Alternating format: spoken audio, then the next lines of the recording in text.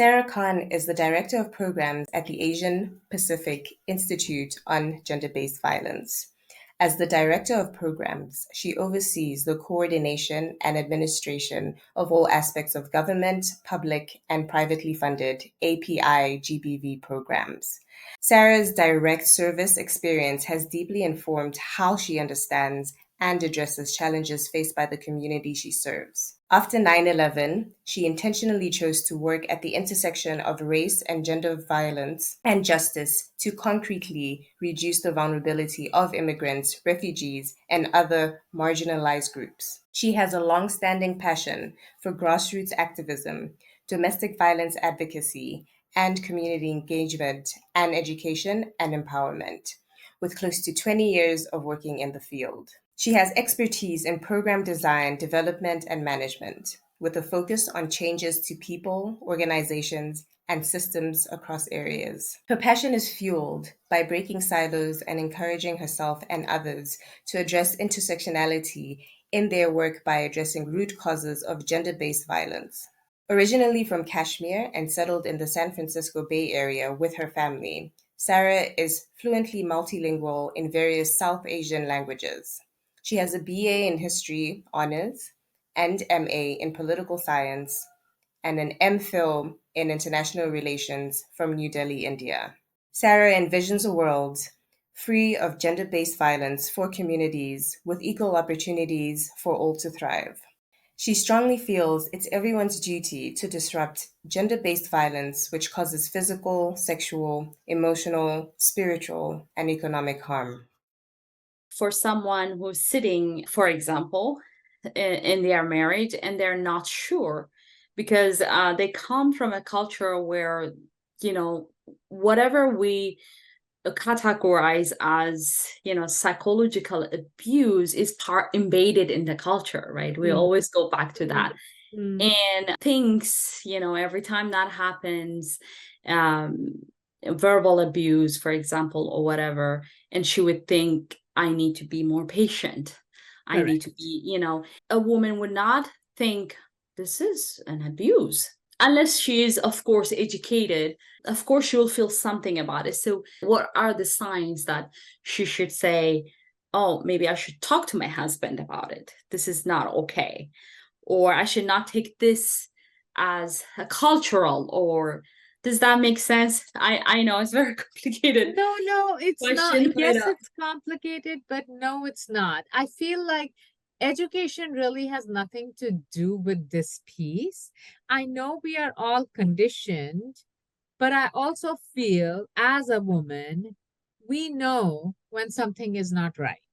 Like it comes down to, if you look at our pocket cards, which say, does your partner like hit, beat, whatever, if someone is constantly belittling you, right? If someone, it's different when you are teasing, right?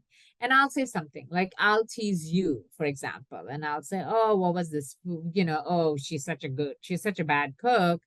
Like she can't even boil water, right? Said in a funny way, one time, two times, said over and over again, where the person also starts believing that, oh my God, I'm so bad, I don't know how to cook, or he's the breadwinner. Or when you find yourself making so many excuses for something that someone is doing, including the fact that I hated it when it happened to my mom or my sister or whoever, you have to do a check. I mean, it's kind of like, I know it sounds silly, but it's kind of like when we had our child and we would ask the doctor questions and the doctor would say, you would know. And I would be like, what are you saying? Like, it's the first child. I don't know anything, but you do know. Somewhere you know this is not right. Your acceptance threshold depends on where you are in terms of, are you financially okay? Are you waiting for, do you not want to burden your family back home or here? Whatever things you are setting up in your head, it all varies person to person. Some people that I used to work with would call literally every day or every week. It was the same story for 10 years, but they just wanted to vent and didn't necessarily want to take a step forward. There were other people who were mostly financially okay, who were like, I can't deal with this. What are my next steps? And we would talk them through. So I think people can recognize it, but I think it has to come from within. And I think one test that I would say is like, if you said what is being said to you, how would it be taken? Or you put it on a friend and be like, oh, if so and so's husband said that to XYZ, does that make it okay? Wow, that's perfectly said. And you're right, women, as women, I think in the gut level, we know when something is not right. I like what you said. It's about the power balance, whether to say something about it. Yes, there's the cultural part. I cannot say something to my husband because he's the head of the house, or, whatever belief we have. But then again, if you don't have, in order for you to say, you have to have something like balance, power balance in the household. If you find yourself in a position where you don't have money, you depend on your husband completely, you kind of tend to ignore, okay, you know what, I'm just going to ignore it and wait for a better day, and that keeps escalating. Or the immigration process also, if you don't have the paperwork with you and then you notice these things, oh, maybe he will do this, and sometimes we can ignore things and it escalates.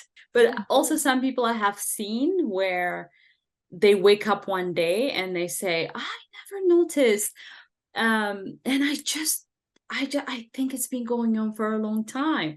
So we tend to not only ignore, but also like take it away from our mind. I think we have that superpower.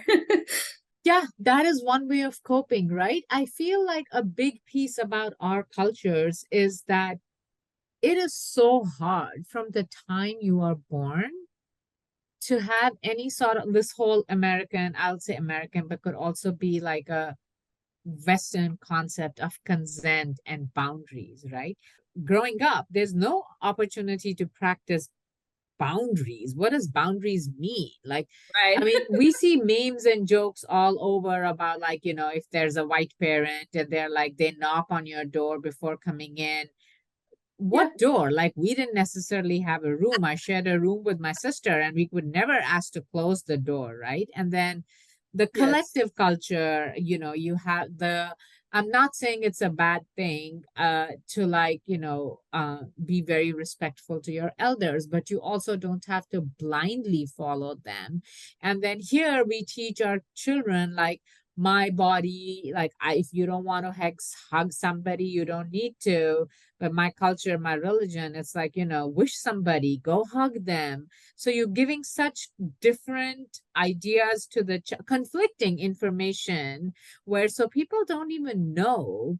Then this abuse also can start off younger for our second generation kids that are born here, because their gender expectations for girls and for boys are so different. And then sex and relationships are hush hush. We see all these kids who are dating because they want to be a part of this community, as their culture, but can't talk about it at home because it's not allowed in our culture, and everybody thinks our kids are not doing it. Meanwhile, everyone is doing this, right? And there's so many barriers to help seeking. You don't talk about disclosure, fear of punishment, feeling you're alone. So many kids just did a campus report on sexual assault. And people were like, I didn't even know there were other Asian survivors. I felt that nobody was going through this. And then the intense shaming and blaming, not just from survivors, from family, but from, like, the community. There's a saying in one of our languages of, like, what will people say? These people are, like, all over, right? Yeah, that's I think we were talking about it with Natasha yesterday. The biggest problem we have in everything is what will people say, right? So it's very sad that we have a lot of beautiful culture we bring in, but lack of boundaries. I had to learn myself. I had to learn, and I'm like, I like you, I was like, what is boundary, right? Even getting the idea was very, very difficult, let alone learning it. So it becomes very, very fuzzy to recognize even that. And we have a long way to go. We can learn that from the Western culture, and they can learn a lot about community from what we bring. Before I go to what people can do if they were abused, could you give me an example of a gaslighting? Because all these words, you know what, as an interpreter, and I'm sure you can understand because you started as an interpreter, translator in your work, and I'm sure you do that in your line of work. It's so hard to interpret because there's no word. Right, Right? exactly. These are all new words from the Western world. So could you give one or two example as what it may look like on the ground or in the household, or it doesn't necessarily have to be between husband and wife, but anywhere? Right. I can even give you an example, like it happens at work all the time, and it's usually like men versus women. Like in our workplace, if you want the clinical definition first, that's just extreme psychological manipulation where the person starts thinking, was I dreaming?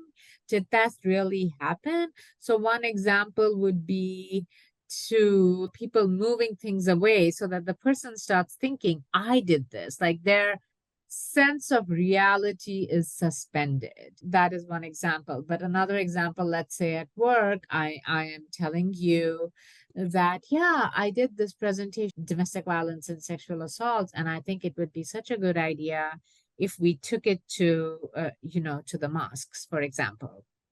And it could be a good sermon. No reaction. 2 minutes later, your male colleague says the same thing, and everyone says, what a wonderful idea. Can't believe why we didn't think of this before. And you left like, I just gave you all these examples right now, right? So that we see a lot happening in the work cultures, workplace harassment as well, depending on which company you are. So now imagine the same thing is happening at home. So it may not be intimate, but it would be like this is like a stereotypical story, but the mother-in-law will say, go grocery shopping. And then when you come back and your husband was like, where did you go? And the mother-in-law would be like, I don't know. She's out the whole time. And then you're like, wait, but you told me to go grocery shopping. And they're like, we never said that, and tears and this and that. That is another example. One more example is where you constantly compare and belittle someone on, say, what happened with my client was she actually then finally was like, I don't think I'm fit to be a good mother because I don't seem to do anything right. So when someone is constantly belittling you and telling you, don't hold the baby like this, don't feed the baby like this, what is this food? Don't, so then you're like, you start questioning everything. And that's where someone who wants to have power and control over you and is abusing you is the one who, instead of lifting you up, like puts down your self-worth. That is when gaslighting. That's a hard one, and that's very dangerous because nobody's saying anything and you're like, what's happening, right? You're Right. thinking you're going insane. So thank you so much for all these examples, because it's so important, because they're not something that you see and people are wondering, is this what it's good to have the examples sometimes on the ground to see, oh, this could be happening, and they could relate to something that happens to them, if it makes sense. Where they could see that? I want to say our media and our most movies, and especially I could speak to like the South Asian movies, they exemplify this love where the hero slaps the woman and that makes her fall in love, or says that I hit you for your own good, or I did this for your own good. No, because if I did the same thing to you for your good, you won't like it. That is Right. gaslighting. It is, exactly, right. I remember when I was growing up, people like kids would hit me or something, and then I would fight. I would get in the fight, and my mom would say, "Oh, you silly girl, it's because he He likes you." likes you, And yeah. I'm like, no. Oh. Let's see if he likes that. Then I gave him some, but it's not considered that. So I get it. So we talked about a lot of things, and it's really, really amazing how lightly you talk about. It's not an easy topic to talk about, and you have unpacked it really beautifully. And if someone decides, oh my God, you know what? I think I'm being abused, or they have decided, whether it's a man or a woman or whoever, and wants to do something about it. And being in this country, I mean, uh, it's probably hard for most people who are new, who come here, even if they live here 5 years, 10 years, they seem to stick to one person. They don't know what to do. So what is what are the steps they can take area to address this?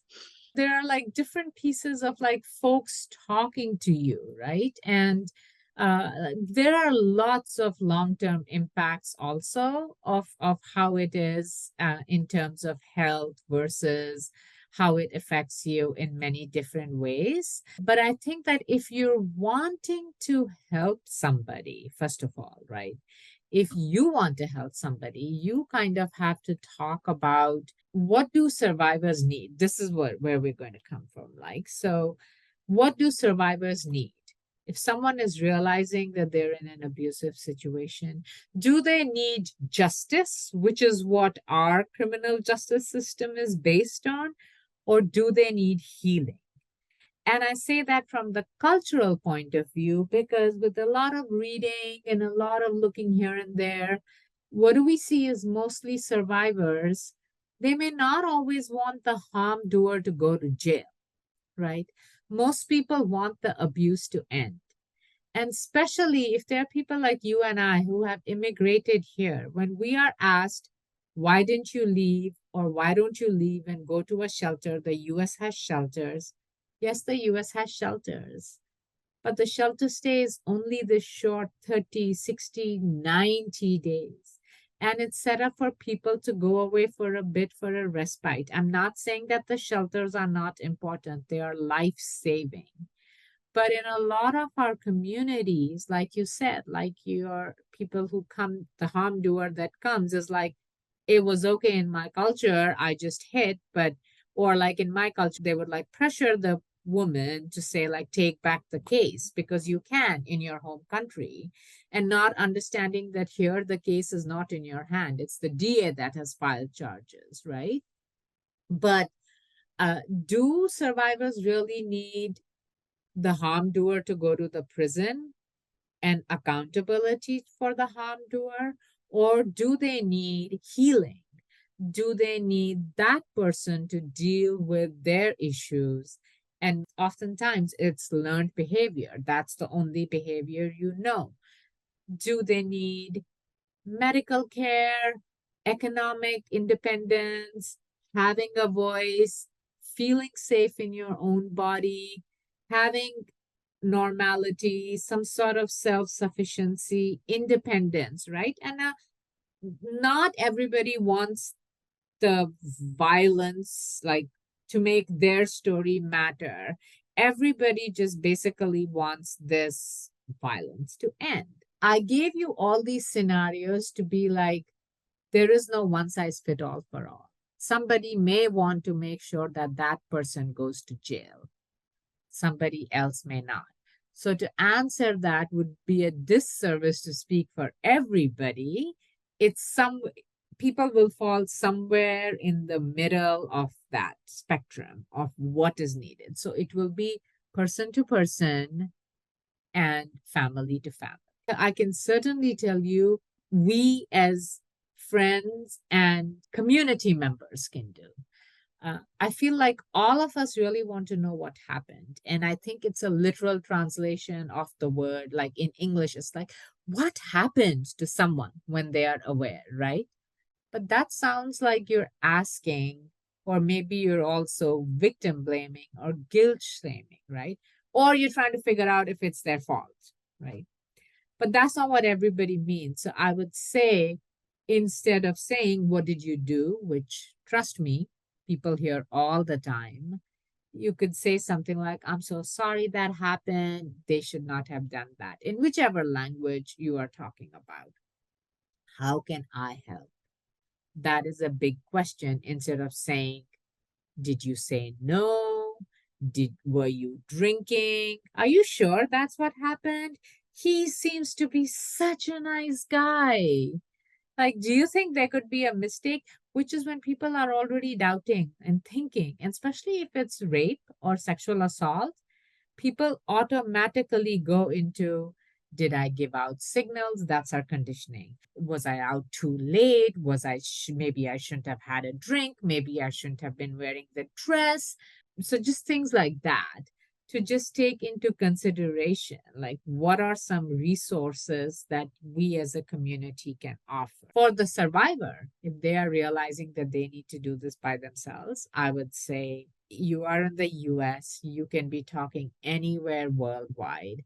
First and foremost, you can go to the hotline, you can go to our website, you could Google culturally specific or whatever language you speak resources to just to even talk to somebody. A lot of our culturally specific organizations that run helplines or hotlines are confidential. You don't have, they will not tell you to do X, Y, and Z. You can oftentimes call them toll free. It's just an objective person who has no idea who you are, who will not judge you, and just listen to your story and give you options. And it could be that you would call them over and over and over again, and they will answer you over and over again till you are ready to make a step, if there's any step. If you decide that, all right, I'm here, I don't have a green card, I have a child that is a citizen, and my spouse is, because they are born there, and my spouse is not sponsoring me, and just to throw in immigration, maybe you can get some, maybe, I'm not an attorney and I'm not a legal advocate, maybe you can get some pro bono help. If not, can you talk about other avenues? Can you talk about ways in which you can be economically independent, right? I think it basically comes down to what it is that you want. That is the one thing I have learned in the US, very different culturally. People don't tell you what to do. Like, my teachers would tell me, I think our police officers would tell us, our doctors would tell us, right? But in the United States, you are given options. And I like, just to even give an example with the Yeah. doctor, and the doctor will say, "Would you can do this or you can do that." And I'm thinking, you went to medical school. I did not, you're right? You're But the that's what, doctor. right. So the same thing. But Yeah. I appreciate being given options in this, because everybody's story is different. I love that. And you have like put a lot of things, like you even answered some of the questions that I had after. So that's wonderful. And the one I liked is the advice about you gave to someone. It's not happening to you, but to someone else. And if they approach me, our first reaction is to fix it, right? We try, and it's also culturally embedded. So we try to fix it. We try to even return the woman to her home, even if she comes to, for help. We try to fix the marriage for them. Right. And we're not going to listen to what she's saying. Yeah, I'm sure you can forgive each other. And then we Right. meddle. So to be able to listen, we have to be able to help, because that person came to us for a reason, and they're Right. already confused, and it makes the process even more complicated. And just to say what happened, take it to somewhere else. Sorry it happened, sorry it happened to you. How can I help? This is something that we can all practice, including me. All of us. It just is so natural, right? What happens is, when someone comes to you in a crisis, you're absolutely right. You want to go and fix it. But the reality is, are we then thinking that this person is a smart, capable person that knows what they want? Or because of their crisis, we just want to jump and help, which is human nature, right? But We feel it's like, no, uncomfortable. yeah, let them do it. Let them tell you. So, yeah. Yeah. Thank you so much for that advice. And I can use that also for all of us as a lesson. And the other thing, as you mentioned, there's a toll-free number. Just because something happened, it doesn't mean there is just one way, one solution. Oh, I'm going to go to the court because that person has done it. Maybe you should do that. It depends on what the person needs, whether they need to heal or they need to, the law to help them with something. But I love also, you said there is a toll-free number. Is that a nationwide phone number that I can list after for people to call, or is it only for California? Oh, no. So the domestic violence hotline is nationwide and you can call them 24 Okay. hours, but you can also chat with them. But Yeah. let's just say there is someone in California that's in, I don't know, in Stockton, and Yeah. they need someone who speaks Hmong language, for example. They can just Google Hmong, California, or Hmong, Stockton, and whatever is closest will show up, right? So I'm saying there are enough culturally specific organizations throughout the US that you can just Google and you will get a list. You can also look at our website, and we have a directory of resources, mostly for the Asian and Pacific Islander communities. But any culturally, the good news about folks that are in a culturally specific organization are they help anybody because they know what it is not to be helped. Yeah. Thank you. And I'm going to put everything on the caption notes so that people can have your website and a few phone numbers they can call if that happens. And I love that it's 24 hours and people can call even if they don't know what they need, just to call and say, hey, I don't know what I need, but I think this is happening to me, and can you talk to me? And they can actually figure it out, not in one time. Maybe they could call as many times as they need. It's like a friend, but a trained friend to help them sort out that emotional until they arrive to, okay, yeah, this is what I want to do. Because usually we don't know what the resources are. We're blind sometimes when we're like, even when something happens emotionally, I'm like, I simply don't even remember, oh, I can Google this and I can, it's just, we become blank. So to have that kind of person who's trained to be there. And the only thing I can advise is that scared, like if you're scared of someone, you feel like they have eyes and ears everywhere, and you feel like, oh my God, if I call this person, maybe they will tell him, which is not rational. People have that option, and I love that. Thank you so much. With the use of advent of technology, there certainly is a way of being tracked a lot more, and that's why I like the toll-free number. You can call from the libraries now that the libraries are back open. Like, I know we don't have those many phone booths, but I would definitely say if you feel like something is not right, then try and make sure that your phone is encrypted, that you're not being tracked, and clean your histories, like not use your own phones or computers. That threat is huge, and it's huge in our communities because we are pretty tech savvy, right? Yes. So, And I like that. And because we need to be safe. I mean, my husband is tech savvy, but I'm not. right, exactly. So it's good that you brought that up, and to be safe and just to be on the safe side. It might not happen, but to use somebody else's phone or go to the library and use that. And I can't thank you enough. And this has been so educational, not only for my community, to me too, because one day I go out and then I find someone, I will feel confident to at least say, the right thing to help the person. So thank you. And I wanted to give you one last chance if there's any last minute thought that you wanted to share that I didn't get the chance to ask or anything like that.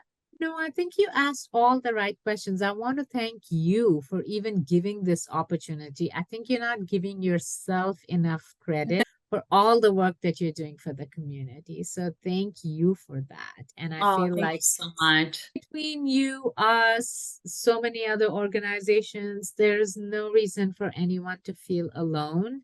Just That's true. feel free to reach out anytime. Just that.